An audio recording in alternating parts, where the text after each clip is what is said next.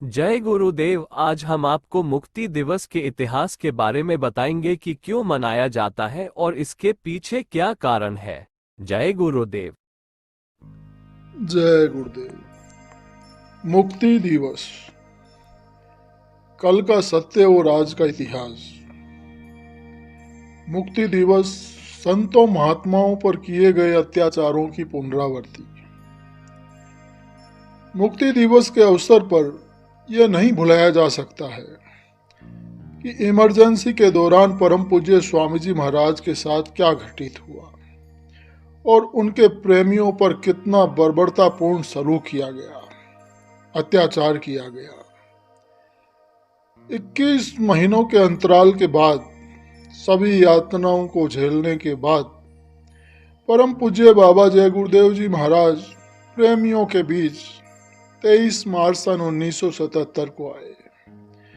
यातनाएं जो दिल को दहला देती हैं। 21 महीनों का ये दर्द भरा इतिहास रोंगटे खड़े कर देने वाला है, क्योंकि ये इतिहास नहीं बल्कि जुल्म और सितम की वो दास्तान है जिसको सुनकर आप सहम जाएंगे।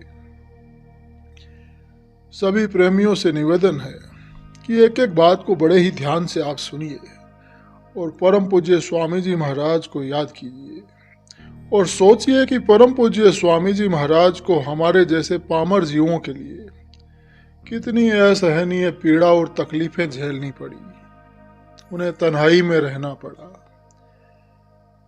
यह घटना देश में इमरजेंसी के दौरान परम पूज्य बाबा जय गुरुदेव जी महाराज और उनके भक्तों के साथ घटी थी।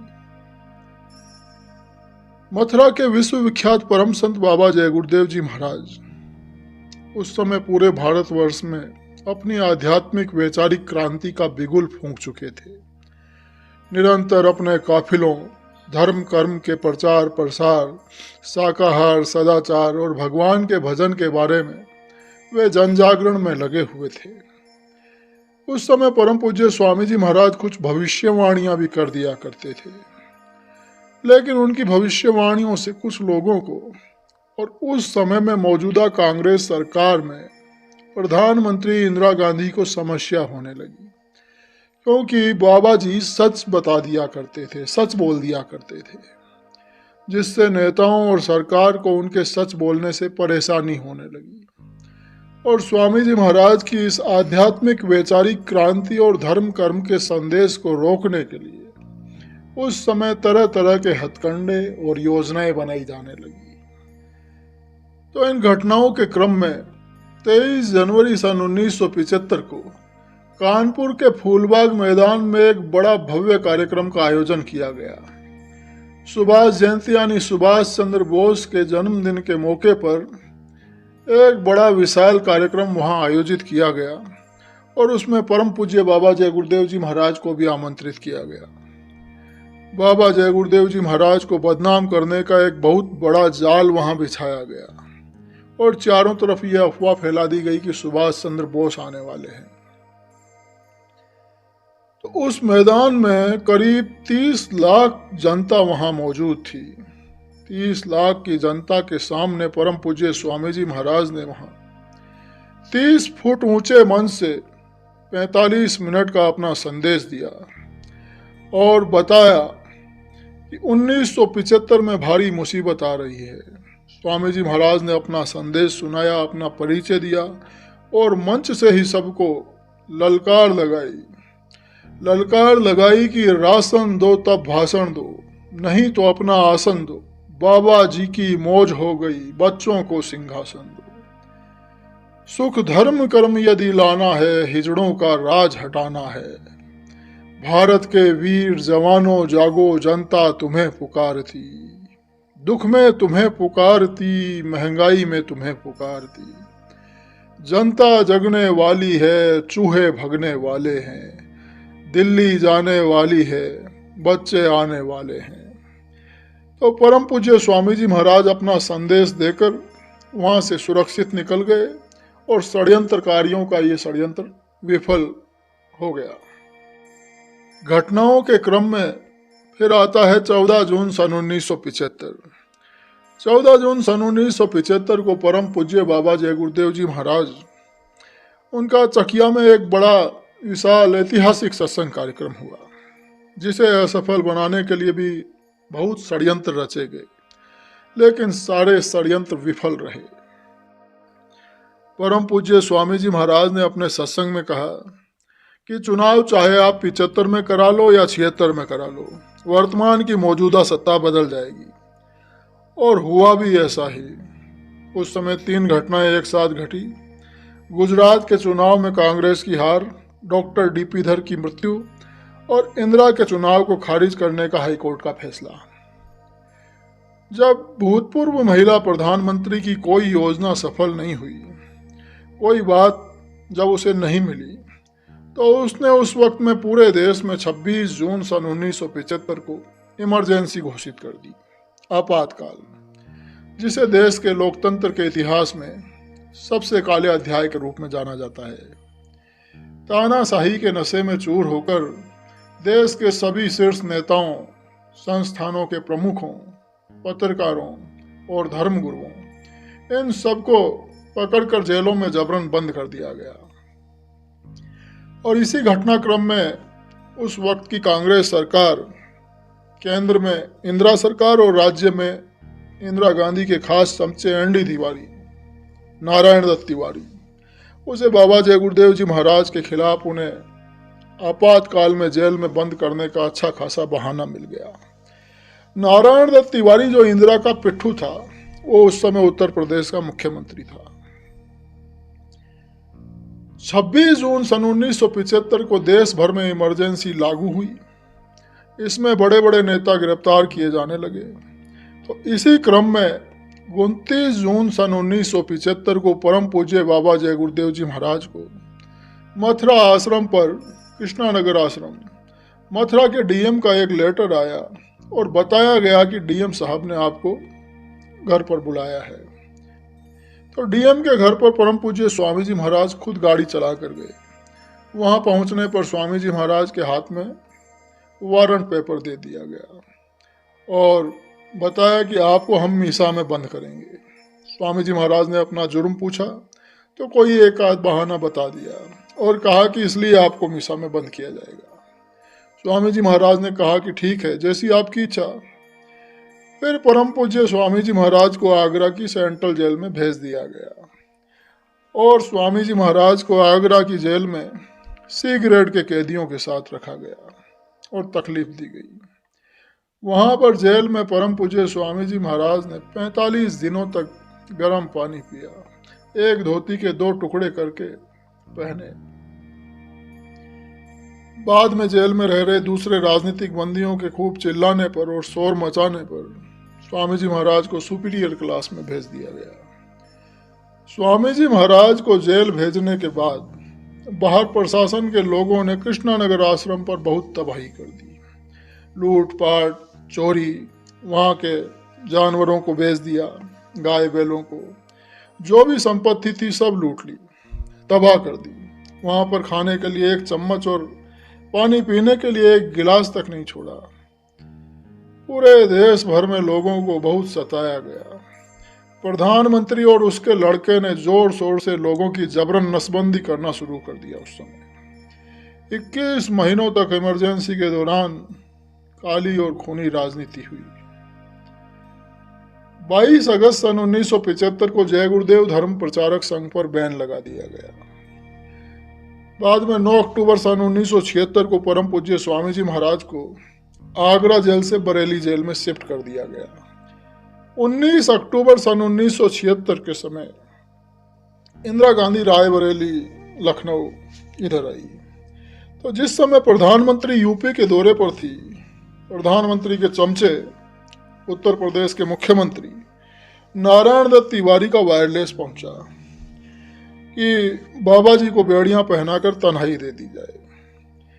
दिवाली के वक्त जब सब लोग खूब खुशियां मनाते हैं, उस वक्त 21 अक्टूबर 1976 से 24 फरवरी 1977 तक परम पूज्य स्वामी जी महाराज को 4 किलो की बेड़ियां पहनाकर रखा गया। यानी 125 दिनों तक परम पूज्य स्वामी जी महाराज को 6x12 की बंद काल कोठरी में रखा गया, बेड़ियां पहनाकर। परम पूज्य स्वामी जी महाराज ने बतलाया कि बच्चों में ऐसी जगह पर था जहां पर मैंने 125 दिनों बाद सूरज देखा था, मतलब ऐसी काल कोठरी में बंद करके रखा था।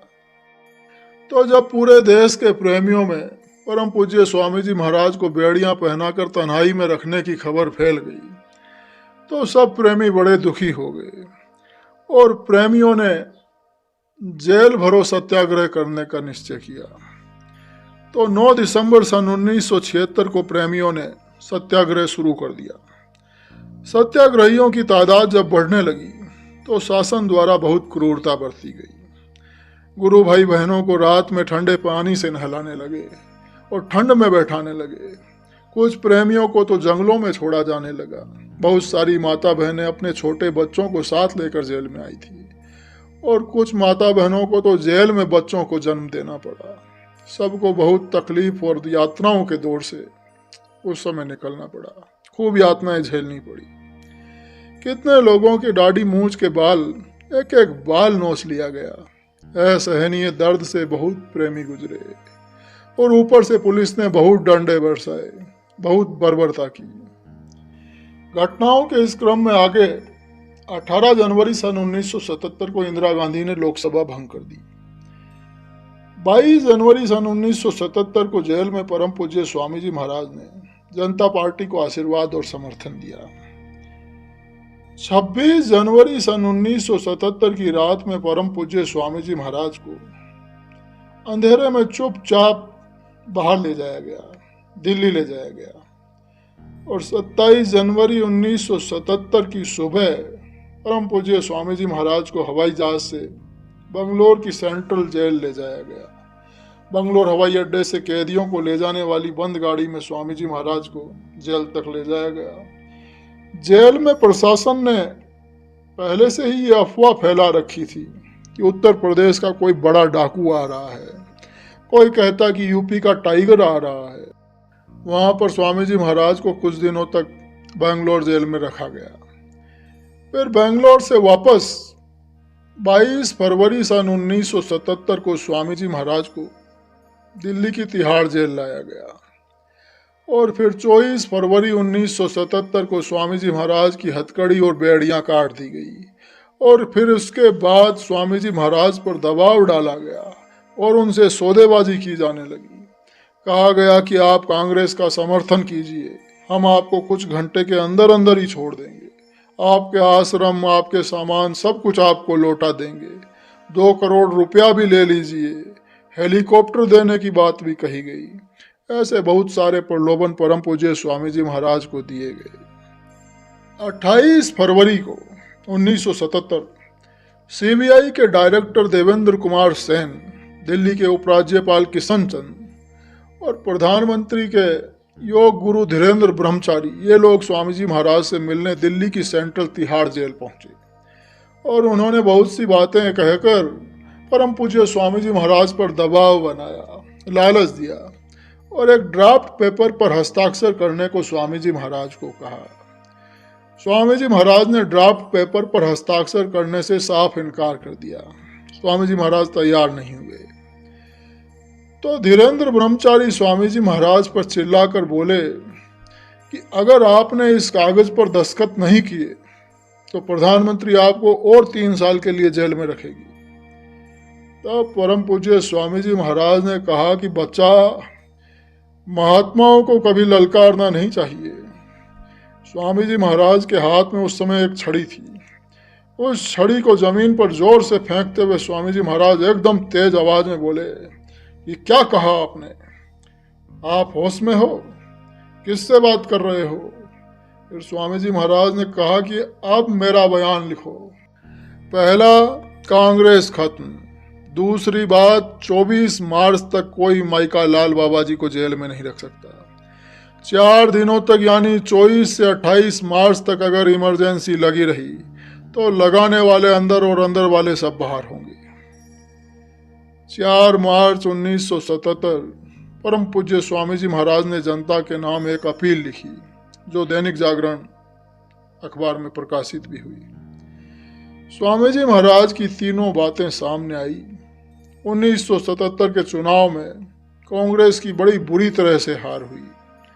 21 मार्च 1977 के दिन इमरजेंसी खत्म की गई हो गई। 22 मार्च 1977 को जनता पार्टी का शासन हो गया और 23 मार्च 1977 को अन्याय की काली रात खत्म हुई और दिल्ली की तिहाड़ जेल से शाम 3 बजे परम पूज्य स्वामी जी महाराज रिहा हुए, मुक्त हुए। सारे देश विदेश के प्रेमियों ने उस दिन बड़ा पर्व मनाया। तब से हर साल 23 मार्च को मुक्ति दिवस के रूप में पूरे देश दुनिया में मनाया जाता है, जिसमें प्रातः 7 बजे तक घरों पर जय गुरुदेव झंडा फहराया जाता है, सत्संग, साधना और फेरियां निकाली जाती हैं और शाम 3 बजे तक व्रत रखा जाता है। फिर 30 मार्च को सवेरे झंडा उतार लिया जाता है। 8 दिनों तक सत्संग, घरों पर सजावट, भोजन, प्रसाद और विविध कार्यक्रमों के द्वारा ये पर्व बड़ी ही धूमधाम से सब जगह मनाया जाता है। परम पूज्य स्वामी जी महाराज के प्रेमी अपने ऊपर होने वाले अत्याचारों को एक बार भूल भी जाएं, लेकिन यह असंभव है कि बाबा जी के साथ जो कुछ हुआ वो कभी नहीं भूल सकते। और स्वामी जी महाराज अपने ऊपर होने वाले अत्याचारों को तो भूल सकते हैं और एक तरह से भुला भी दिया क्योंकि वो संत हैं, लेकिन उनके प्रेमियों पर जो अत्याचार हुए, देवियों को नंगा करके पीटा गया, ये स्वामी जी महाराज कभी नहीं भूल सकते।